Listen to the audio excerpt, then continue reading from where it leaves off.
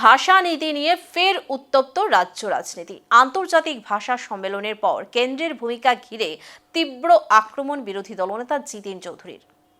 গতকাল আগরতলা হাপানিয়া এলাকায় স্বরাষ্ট্র দপ্তরের ব্যবস্থাপনায় অনুষ্ঠিত আন্তর্জাতিক ভাষা সম্মেলনকে কেন্দ্র করে শুরু হয়েছে নতুন রাজনৈতিক বিতর্ক।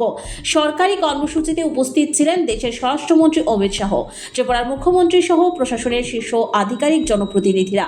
কর্মসূচি চলাকালীন ভাষা সংক্রান্ত বক্তব্যকে ঘিরে কংগ্রেস সহ বিরোধী দলগুলোর অভিযোগ, বিজেপি পরিচালিত কেন্দ্রীয় সরকার হিন্দিকে কার্যত একমাত্র জাতীয় ভাষা হিসেবে প্রতিষ্ঠা করতে চাইছে।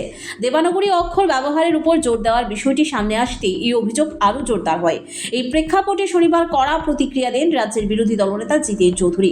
তিনি বলেন, স্বরাষ্ট্র দপ্তরের একটি সরকারি মঞ্চ থেকে এ ধরনের নির্দেশমূলক বক্তব্য অসাংবিধানিক এবং তা দেশের বহুভাষিক চরিত্রের পরিপন্থী। জিতেন চৌধুরীর অভিযোগ, ভাষা চাপিয়ে দেওয়ার এই মানসিকতা গণতন্ত্রের পরিসর সংকুচিত করছে।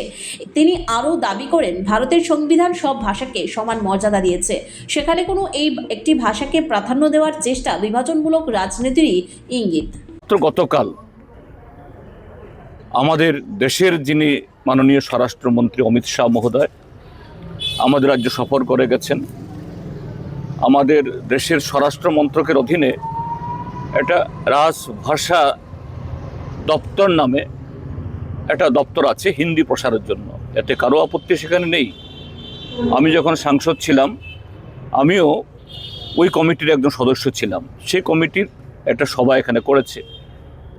কিন্তু এই সভাতে এসে তিনি যেভাবে বক্তব্য রেখেছেন যে উত্তর পূর্বাঞ্চলের প্রায় 40টা এরকম এই আদিবাসীদের ভাষা, তিনি বলছেন এদের প্রত্যেককে দেবনাগরী এই অক্ষর স্ক্রিপ্ট নিয়ে তাদের ভাষা লিখতে হবে।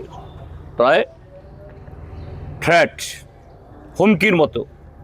দেবনাগরী যদি ব্যবহার না করা হয় তাহলে এই ভাষাগুলো বিকাশের জন্য কোনো রকমের সাহায্য করা হবে না। এটা এক ধরনের ভাষা সন্ত্রাস, ভাষা সংস্কৃতির আধিপত্যবাদ। এটা আরএসএস এর চিন্তাভাবনা প্রসূত। আমরা এর নিন্দা জানাচ্ছি।